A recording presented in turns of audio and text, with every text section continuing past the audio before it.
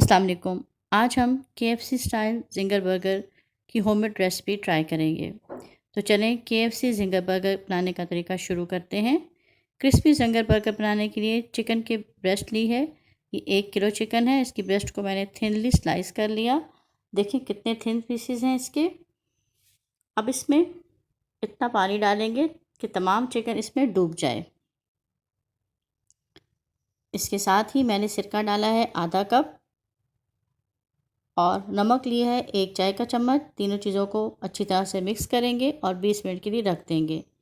20 minute के बाद पानी को हमने निकाल लिया और उसी बाउल में मैंने 2 बड़े खाने के चम्मच सिरका लिया है, 1 चाय का चम्मच नमक, अदरक लहसुन का पेस्ट 1 बड़ा खाने का चम्मच, टिक्का मसाला 2 बड़े खाने के चम्मच, सूरख मिर्च 1 बड़ा खाने का चम्मच। तमाम चीज़ों को अच्छी तरह से मिक्स कर लेंगे और इसमें हमने अपने चिकन के पीसेस को अच्छी तरह से मैरिनेट कर लेना है। मैरिनेशन टाइम बेस्ट मैरिनेशन 8 घंटे की है या इससे ज़्यादा आप रख सकते हैं, लेकिन अगर आप इसको 1 घंटे के लिए मैरिनेट कर लें तो भी ये बहुत अच्छा तैयार होगा। तो कम से कम मैरिनेशन टाइम 1 घंटा है। इसको मैरिनेट करने के दौरान मैंने यहाँ पर सॉस तैयार करनी है बर्गर के लिए, जिसके लिए मैंने 3 बड़े खाने के चम्मच मेयोनीज़ ली हैं, 1 चाय का चम्मच चिली सॉस और 3 बड़े खाने के चम्मच केचप ली है और इसको अच्छी तरह से मिक्स कर लिया। अगर आपको ज़्यादा स्पाइसी बनाना है तो आप इसमें काली मिर्च भी शामिल कर सकते हैं। स्पाइसी सी हमारी ज़िंगर सॉस तैयार है। और इस दौरान मैंने एक काम और किया, वो ये कि मैंने बंद गोभी ली और इसको इस तरह से बारीक बारीक काट लिया। अब मैरिनेशन कंप्लीट हो चुका टाइम। मैंने एक खाली बाउल लिया है, उसमें सिर्फ आपके सामने मैंने इसमें मैदा डाला है और कोई चीज़ ऐड नहीं करनी है, सिर्फ मैदा है ये। बस इस तरह से ये मैरिनेटेड चिकन का एक पीस उठाएं और मैं इस तरह से हाथ से एक दफ़ा प्रेस किया और मैदे में यूँ हाथ के साथ मसलते हुए कोट कर लिया। तकरीबन 1 से 2 मिनट इस तरह से मैदे में मसलते हुए बहुत अच्छा सा कोट किया। मैं भी आपको मैदा झाड़ कर फिर दिखाती हूँ कि 1 मिनट बाद ही कितने अच्छे क्रंच बने हैं। देखिए अभी से देखिए कितने अच्छे क्रंच बनना शुरू हो गए हैं। अभी एक प्रोसेस हमारा इसके साथ रहता है। इस तरह से मैंने जो चिकन था उसको एक दफ़ा कोट कर कर रख लिया। अब मैंने लेना है एक बाउल में सादा पानी। पानी में मैंने कोई चीज़ ऐड नहीं की है।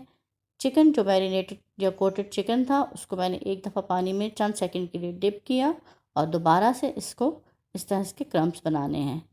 इसी तरह 1 से 2 मिनट हाथ के साथ अच्छा सा मसलना है और फिर देखिएगा कि 2 मिनट बाद कितने अच्छे क्रम्स तैयार हो चुके हैं।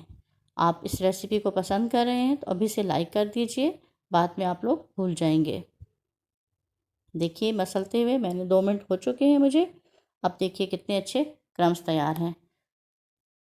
ये देखिए कितने अच्छे ये क्रंची चिकन तैयार होगा। बस इस तरह से मैंने सादा और आसान तरीके से तमाम चिकन को कोट कर लिया। ऑयल मैंने गरम होना रख दिया है। आप जानते हैं कि मैं मस्टर्ड ऑयल यूज़ करती हूँ। इसकी प्योरीफिकेशन का तरीका रेसिपी लिंक मैं आपको दे रही हूँ, आप वहाँ से देख लीजिए कि मस्टर्ड ऑयल को कैसे प्योरीफाई करना है। तेज़ आंच मैंने रखी थी, लेकिन जैसे ही चिकन शामिल किया तो आंच को स्लो कर दिया है। अब मीडियम आंच पर मैंने दोनों साइड से इसको अच्छी तरह से फ्राई कर लिया ताकि चिकन भी गल जाए और अच्छा सा क्रंच भी आ जाए। 7 मिनट तक दोनों साइड से मैंने तैयार कर लिया। देखिए कि चिकन कितना अच्छा तैयार हुआ है। अभी जब ये ठंडा होगा तो मैं आपको दिखाऊंगी कि इसके क्रंच कितने अच्छे बने हैं। इसी तरह से तमाम चिकन को हम फ्राई कर लेंगे। ये देखिए कितना अच्छा चिकन तैयार है। तमाम चिकन फ्राई होगा और जैसे ही ठंडा होता है मैं आपको दिखाती हूँ कि हमारा चिकन कितना क्रंची है। देखिए जिंगर बर्गर का चिकन कितना क्रंची और क्रिस्पी है। अब बस असेंबलिंग करना तो बहुत ही आसान है। बर्गर बन को मैंने तवे पर हल्का सा रोस्ट कर लिया। इसको टोस्ट करने के बाद ज़रा गोल्डन टोस्ट करना है, बहुत डार्क नहीं करना है। सॉस लगाएंगे दोनों साइड पे। आप चाहें तो खाली मेयोनीज़ और केचप भी लगा सकते हैं। सॉस लगाने के बाद इस पे डालेंगे अपनी मर्ज़ी और पसंद के मुताबिक बंद गोभी लगाएंगे और ऊपर चिकन का पीस रखिए और आपका मज़ेदार क्रिस्पी सा जिंगर बर्गर बनकर तैयार है। रेसिपी उम्मीद है आपको पसंद आई होगी। इस रेसिपी को ट्राई कीजिए, हमें फीडबैक देते रहिए। लेकिन जाने से पहले अभी चैनल को सब्सक्राइब कर दीजिए, और अगर आपके किसी फैमिली मेम्बर को या फ्रेंड को ये रेसिपी चाहिए तो उस तक ज़रूर पहुंचाइए। जाने से पहले बेल आइकन को प्रेस करना मत भूलिए। अल्लाह हाफिज़।